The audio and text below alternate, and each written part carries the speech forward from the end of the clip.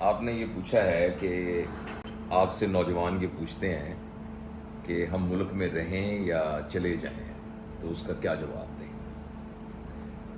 اچھا، کچھ سوال ہوتے ہیں جن کا جواب بڑا سیدھا سیدھا ہوتا ہے، نہیں نہیں نہیں جانے کی کوئی ضرورت نہیں، نہیں نہیں چلے جاؤ۔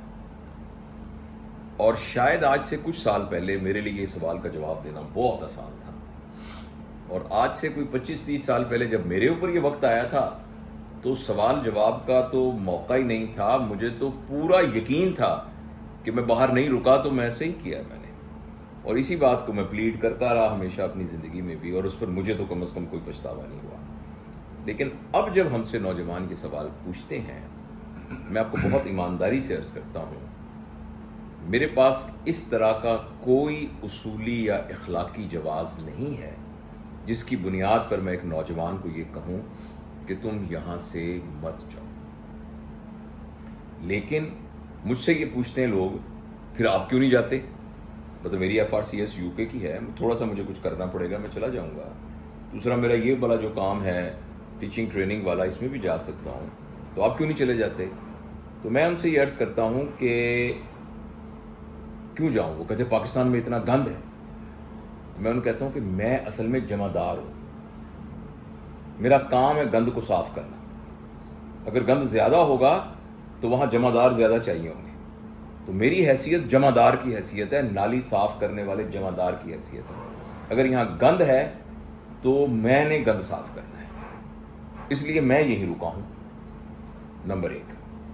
دوسری بات یہ ہے، کیونکہ میں نے اپنے ذہن میں اپنے لیے ایک ہمبل سا راستہ چنا ہوا ہے کہ میں نے یہ کرنا ہے، اور وہ ظاہر ہے چونکہ میں نے دوبارہ میں اس فکر کو دہراتا ہوں کہ چونکہ میں گند صاف کرنے والا ہوں، تو مجھے نا، چاہے مجھے بدبو آئے، چاہے میرے پیر گندے ہو جائیں، چاہے مجھے ناک کے اوپر کپڑا باندھنا پڑے، تو مجھے تو وہ کرنا ہے۔ جہاں تک نوجوانوں کا تعلق ہے، ہمارے ہاں ابھی بھی ایسے نوجوان موجود ہیں جن کے اندر وطن کی محبت اور مشنری جذبہ موجود ہے۔ جس شخص کے اندر یہ مشنری جذبہ موجود ہے اور پاکستان سے محبت موجود ہے اور وہ کچھ کرنے کی صلاحیت رکھتا ہے، اور اس کے اندر ایک جذبہ اور موجود ہے، وہ ہے بنیاد کا پتھر بننے کا جذبہ۔ بنیاد کا پتھر وہ ہوتا ہے جو نظر نہیں آتا، لیکن ساری عمارت کھڑی اس کے اوپر ہی ہوتی ہے۔ جیسے جنگ بدر، غزوہ بدر کے شہداء نے کوئی مسلمانوں کی عظمت نہیں دیکھی، کوئی آسانی نہیں دیکھی، کوئی کھانے پینے کی نہیں دیکھی، کوئی جائیداد مال نہیں دیکھی، کوئی دولت نہیں دیکھی، یعنی مصیبتیں ہی دیکھیں، اور اسی مصیبتوں کے دوران شہید ہو گئے۔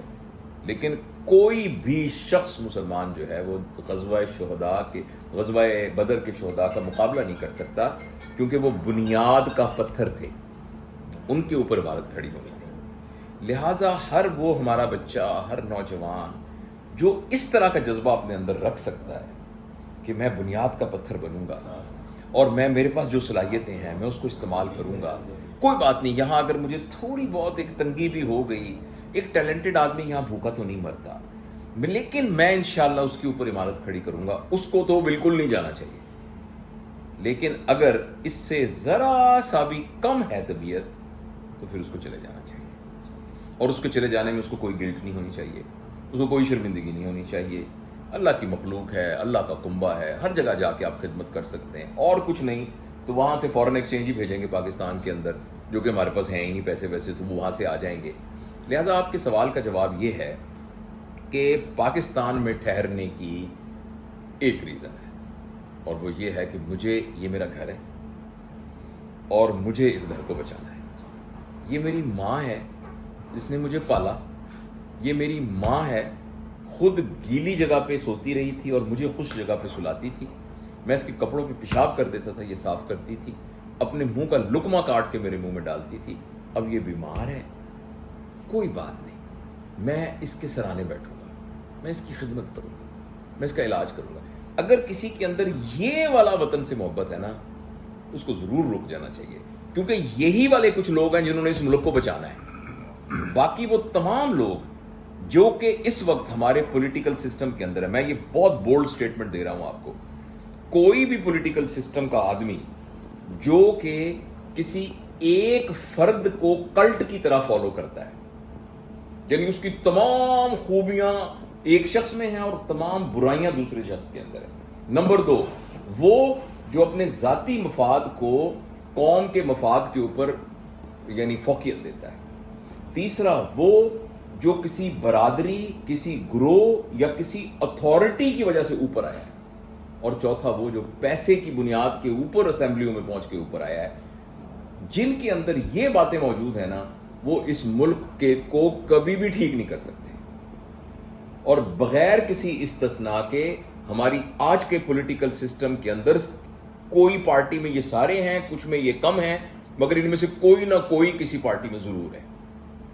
اس لیے اگین میں یہ کہتا ہوں، بہرحال کچھ لوگوں کو یہاں رکنا پڑے گا۔ آخر میں آپ سے عرض کرتا ہوں کہ جب میں نے آپ کو پہلے بھی عرض کیا تھا، سنگاپور جب آزاد ہوا ہے نا، تو وہاں کا جو صدر تھا یا وزیر اعظم تھا، اس نے سب سے پہلا کام یہ کیا تھا کہ دنیا میں کہیں بھی سنگاپورین ہیں اور وہ جس کرنسی میں پیسے لیتے ہیں اور جتنے پیسے لیتے ہیں، اس نے کہا آپ سنگاپور آ جائیے، ہم اس کو دیں گے۔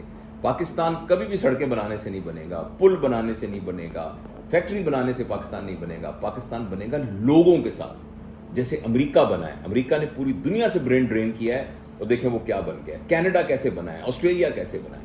تو پاکستان کے اندر تو برین تو جا رہا ہے واپس، اور جو باقی رہ گئے ہیں وہ ایوریج برین کے لوگ ہیں جو جا نہیں سکتے تھے۔ اس لیے یہ بڑی کروشل سچویشن ہے۔ تو میں پھر ایک کنکلوژن پر بات ختم کرتا ہوں، ٹیک ہوم میسج۔ جس بندے کے اندر قربانی کا جذبہ ہے، جو اس سے محبت کرتا ہے، جو یہ سمجھتا ہے کہ میری صلاحیتیں اور میں بنیاد کا پتھر بن سکتا ہوں، اس کو یہاں رکنا چاہیے۔ لیکن اگر اس سے کم ہے تو آپ کو کوئی گلٹ نہیں ہونی چاہیے، آپ چلے جائیں بے شک۔